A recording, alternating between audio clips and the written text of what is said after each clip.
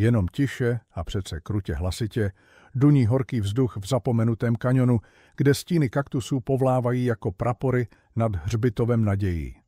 V kostnatém světle vybledlého dne jsou slyšet jen vrzání starých provazů a posměšný smích těch, pro které slitování dávno zemřelo.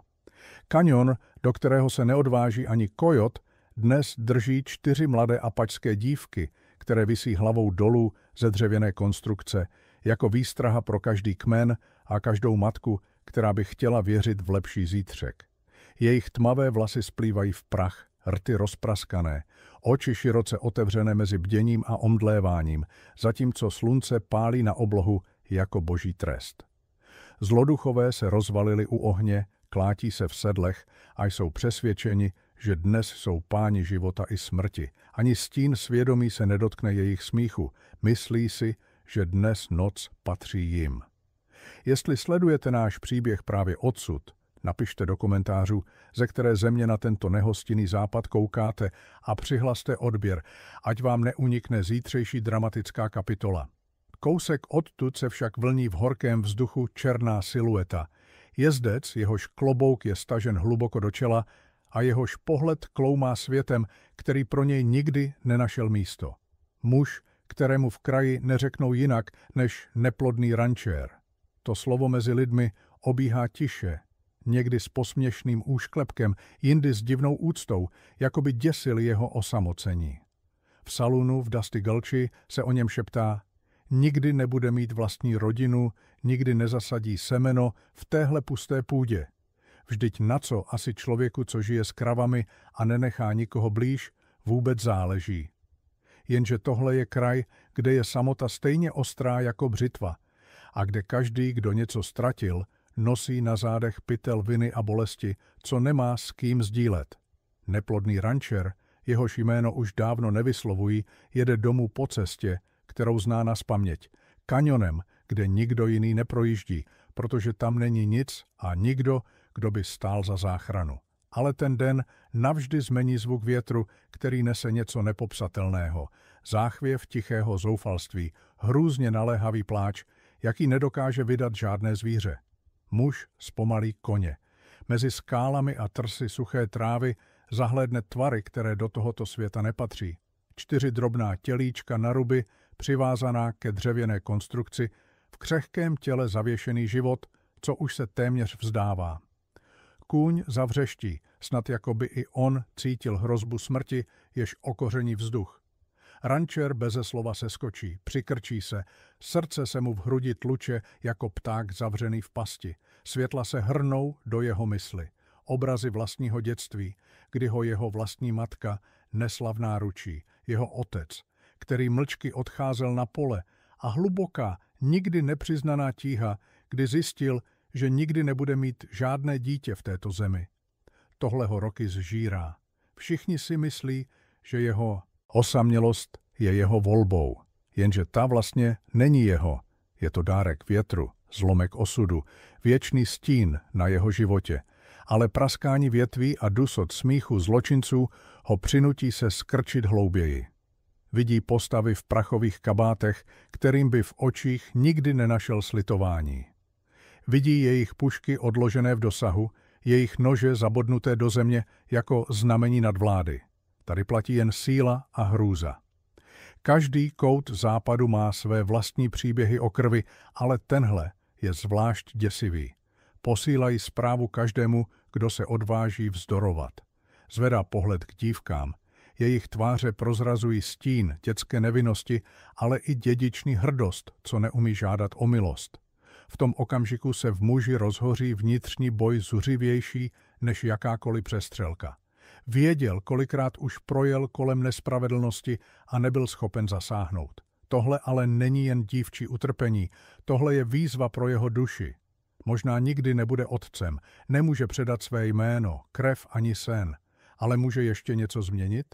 Je to jeho jediná šance přinést kousek světla do temného zapomnění, na které je sám uvržen. Sáhne na sedlovou brašnu, ucítí chlad staré zbraně a zavře oči.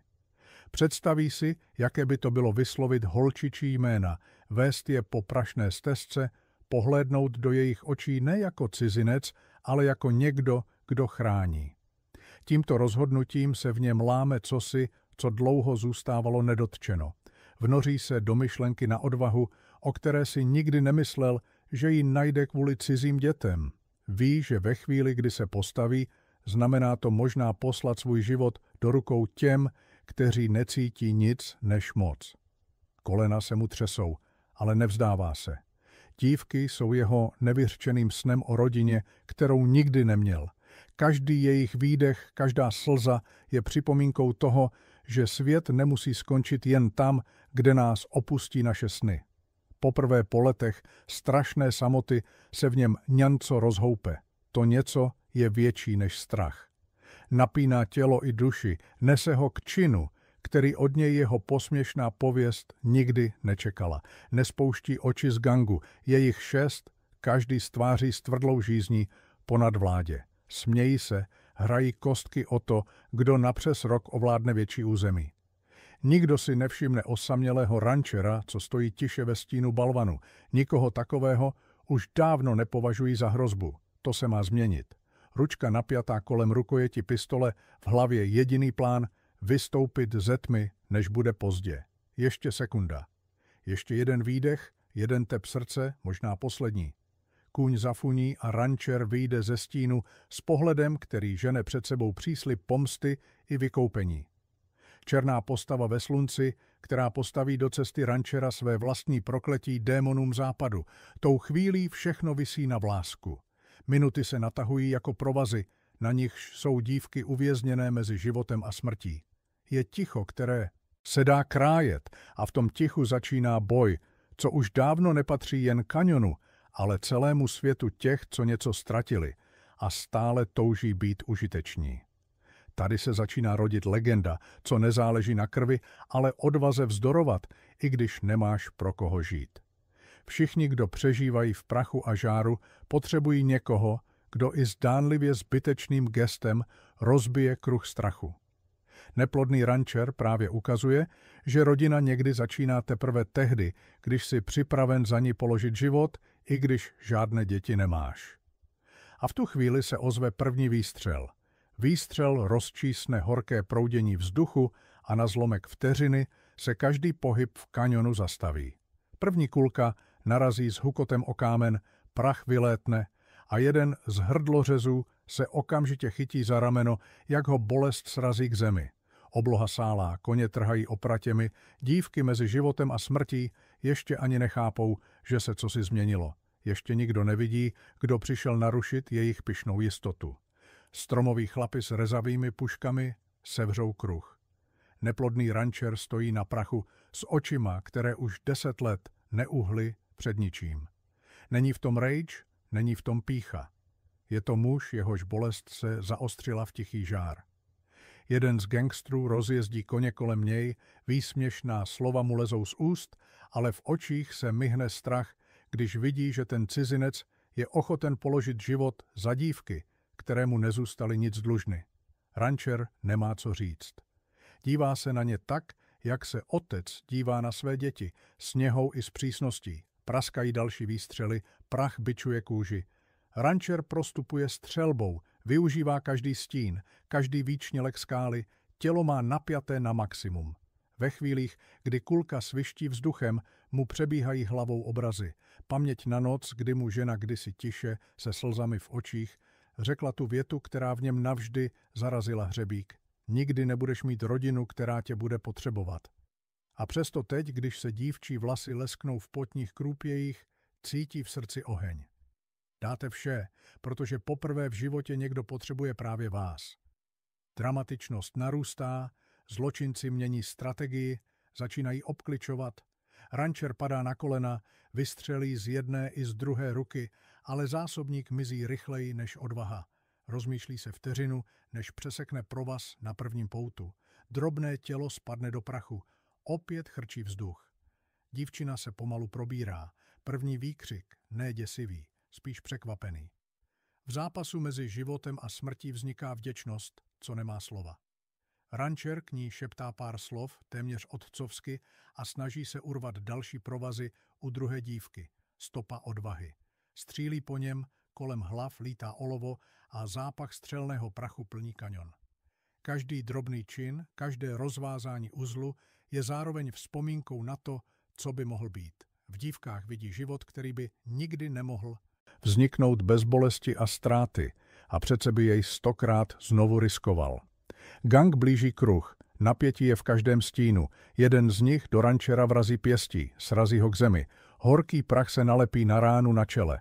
Zoufalství se blíží, ale v očích rančera vytryskne nový proud síly. Protože ona odvaha, která roste z bolesti, nemá ve světě, kde je všechno obchod, žádnou cenu. A přece promění každého, kdo se jí dotkne. V úleku, ve zmatku a mezi dalšími ranami se podaří třetí dívce uvolnit pouta. Rančer ji přitáhne tělem k sobě, kryje ji před kopanci i kulkami, jeho dech je trhaný, cítí vlastní krev na jazyku. Ve zlomeku vteřiny jej napadne, proč tady vlastně stojí. Kvůli nim. Kvůli dívkám, které ho nikdy nebudou nazývat otcem, ale přesto teď, držíc se jeho vesty, hledají v něm poslední kapku naděje. Střelba se zblízka mění spíš v drsné sevření a válku pěstí a zubů. Rančer cítí, že nemůže zvítězit silou, je mnohem slabší, sotva se udrží na nohou. Má však něco, co bandité nikdy nepoznali. Schopnost vydržet, když už by jiný dávno položil zbraň. Kolem něj padají údery, krev stéká po zádech, hluk je ohlušující. V hlavě mu pulzuje jediná otázka. Stačí odvaha na to, aby rozvázal poslední pouta? Dá tohle vůbec smysl, když ho to může za minutu stát život? Odpověď přichází tichým povzdechem poslední dívky, která visí mezi nebem a zemí. Rančer napne poslední síly, jednoho útočníka odstrčí tělem, po druhém hodí hrst prachu do očí. Najednou vše utichne, na okamžik, který je delší než celý jeho žal i minulá léta. V tom tichu nenajdete vítěze, jen otce bez dětí a dívky bez domova. Ale právě tu, v samém středu ticha a bolesti, vzniká cosi nového, slib, který si dal někdo, kdo byl celý život sám. Stojí v prachu, zraněný, skoro sražený, ale 3 dívky už visí ve svobodě. Výkřik smíchu gangstrů se mění v rozčilený pokřik, protože poprvé někdo jejich sadistickou jistotu rozbil. Rančer je couvá zády ke skále, ruce má skrvavené od provazů, na tváři pot a slzy, co vytékají bez ostychu. Nevzdal to. Okolo něj se zužuje kruh svých pronásledovatelů jako stín, co už nikdy neodejde. Slunce je vysoko, neúprostné. Všichni tu vědí, že dnešní den ještě neskončil, že nejhorší teprve přichází. A přesto, když se rančer spočítá s bolestí celého života a naposledy zvedne oči, zahlédne v dívčích pohledech záblesk víry, těch očí, které mu byly odepřeny, ale které teď volí vděčnost místo strachu. Padající prach odhaluje, že dokud člověk dýchá, může být někdo hoden nazývat se otcem, byť jen na okamžik. Tím však drama nekončí. Chlapci z gangu mají pořád ještě převahu zbraní i síly. Horký vítr nese jejich výsměch, děs i napětí. Rančer s posledními zbytky sil napřímí záda a chytne revolver naposledy tak pevně, jako by šlo o vlastní srdce. Pokud dnes skončí, ať to je s hlavou vstyčenou. Krok stínem, sevřené čelisti, pohled do očí svých nepřátel. V kaňonu, kde pravda nikdy neměla přežít, se rýsuje nová legenda. A příští výstřel bude rozhodující. Poslední výstřel prořízl vzduch jako nůž, co se zasekl do kosti. Rančer padl na koleno, ruka mu sklouzla na prach, pistole se vyvalila z dlaně. Ozvěna výstřelu se ztratila v kaňonu, kam nikdo nepřijde, kde nikdo neslyší. Gangstéři se přiblížili, jeden z nich plivl do prachu těsně vedle rančerovy hlavy, další sebou hodil střelbou tak blízko, až se zdálo, že další kulka přijde přímo do středu jeho těla. Slunce pálilo. Dívky, už 3 volné, se krčily za balvanem, očima sledovali ten výjev. Muž, co je osvobodil, teď klesl v prachu před jejich zraky. Ale v tu chvíli se stalo něco nečekaného. Nejstarší z dívek, s tmavýma očima plnýma zuřivosti a strachu, sevřela v ruce ostrý kámen. Napřáhla se a než ji kdokoliv stihl zastavit, hodila kámen celou silou do hlavy jednoho z banditů. Muž zakymácel, ztrácí rovnováhu. Další dívka vykřikla apačsky. Výkřik, co zněl jako válečný pokřik, byť vyšel z dětského hrdla. Okamžik zmatku. Gang se na vteřinu zaváhal a právě v tom zaváhání našel rančer zbytky energie, co mu zůstaly. Jednou rukou natáhl druhou pistoli z boty, kde ji skrýval celé roky, záložní zbraň, kterou nosil jen pro případ té nejhorší chvíle. Vyrazil ze země jako šelma, co se vzepřela osudu. Vystřelil zprava, zleva, tělo mu pulzovalo posledními silami.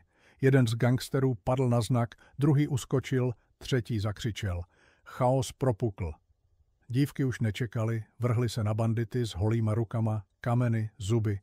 Divoká odvaha těch, kteří už nemají co ztratit. Rančer s nimi v tom boji splynul. Už nebyl jen osamělý muž bez rodiny. Byl obránce 4 životů, které najednou znamenaly víc než cokoliv jiného na tomhle světě. Boj byl krutý, krvavý. Bandité se pokusili utéct ke koním, ale rančer jim skřížil cestu. Jedna z dívek chytila opuštěnou pušku a přestože sotva unesla její váhu, namířila ji na posledního zločince. Ten stuhl. V jejich očích neviděl dítě, viděl ducha svých obětí, viděl svou vlastní smrt, složil zbraň a ustoupil. Zbytek gangu, zraněný a vyděšený, se rozprchli do kaňonu jako krysy, co upouštějí od kořisti. Vítr zafoukal a jediné, co zůstalo, byl prach, krev na kamenech a ticho. Jiné ticho než předtím. Ticho osvobození. Rančer stál na nohou, sotva dechu popadaje, celý ve slinách, krvi a prachu. Otočil se k dívkám. 4 páry očí na něj hleděly, už ne vyděšeně, ale s něčím hlubším. Nejstarší dívka přistoupila, položila mu dlaň na hruď, kde srdce tlouklo jak divé.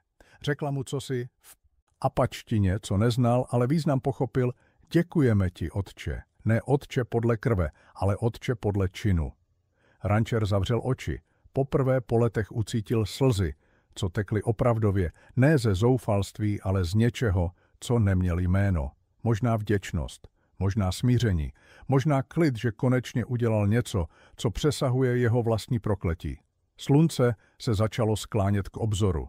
Rančer vedl dívky zpátky směrem k jejich kmeni, přes stopy, kde kdysi sám chodil ztracený bez cíle. Mlčeli, nebylo co říkat. Věděli, že to, co se stalo v tom kaňonu, navždy změní všechny.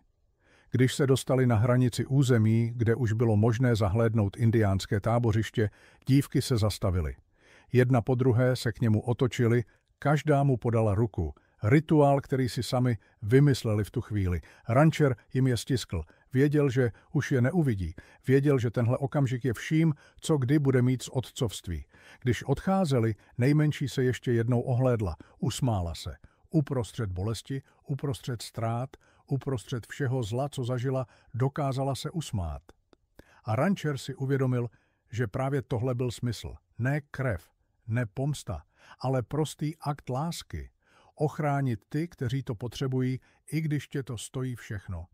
Vrátil se ke svému koni, nasedl, ohlédl se po kaňonu, co se tyčil v dálce jako hrobka, z níž dnes vyvázl živý. Nevrátí se tam, nemusí.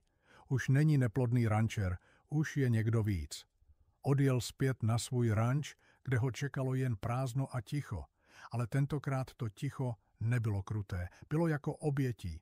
Večer sedl na verandu, sledoval západ slunce a v duchu si představoval ty 4 dívky, jak vyrůstají, jak vyprávějí příběh o muži, co riskoval život, aby je zachránil. Možná si na něj jednou vzpomenou jako na hrdinu, možná ne, ale to nebylo důležité. Důležité bylo, že v sobě našel kousek člověka, kterého si nikdy nemyslel, že dokáže být. Otec bez dětí, zachránce bez odměny. Muž, který přetrhal kruh zla jedním rozhodnutím uprostřed pustiny. Za pár týdnů uslyšel od pocestného, že apačský kmen poslal posel do nejbližšího města s vzkazem: hledají muže, který zachránil jejich dcery. Chtěli mu poděkovat, nabídnout úctu. Rančer se jen pousmál, zakroutil hlavou. Nepotřeboval uznání, nepotřeboval díky, měl něco víc, vzpomínku na okamžik, kdy byl opravdu potřebný, a to stačilo. Zbytek života žil potichu, obdělával půdu, staral se o dobytek. Lidé z města na něj občas pohlédli jinak, jako by cítili, že se v něm cosi změnilo. Už nebyl jen prokletý samotář. Byl někdo, kdo dokázal změnit osud. Legenda o neplodném rančerovi se časem rozšířila až do vzdálených měst. Vypravěči u ohňů začali vyprávět příběh o muži, který zachránil 4 indiánské dívky před jistou smrtí, riskoval vlastní život a pak zmizel zpátky do své samoty, ne ze strachu, ale z pokory. Děti poslouchali se zatajeným dechem, dospělí mlčeli s úctou a kdysi dávno, mnoho let poté 4 ženy, už dospělé, silné, pyšné, se vydali na cestu k opuštěnému ranči, kde kdysi žil ten tichý muž. Našli ho odpočívat pod širým nebem, kde si přál být pochován. Postavili na tom místě malý památník z kamenů, apačský způsob uctění padlých válečníků. A šeptali modlitbu za muže, který jim dal druhý život. Příběh skončil, ale jeho odkaz ne, protože každý, kdo uslyšel vyprávění o rančerovi, co nemohl mít děti, ale zachránil 4 životy, věděl. Rodina se nebuduje jen krví. Buduje se láskou, obětí a odvahou postavit se zlu, i když si sám. A přesně to udělal muž, kterému jednou říkali neplodný. Dokázal, že plodnost ducha je větší než plodnost těla. V prachu a slunci divokého západu zanechal stopu hlubší než jakýkoliv potomek. Zanechal naději.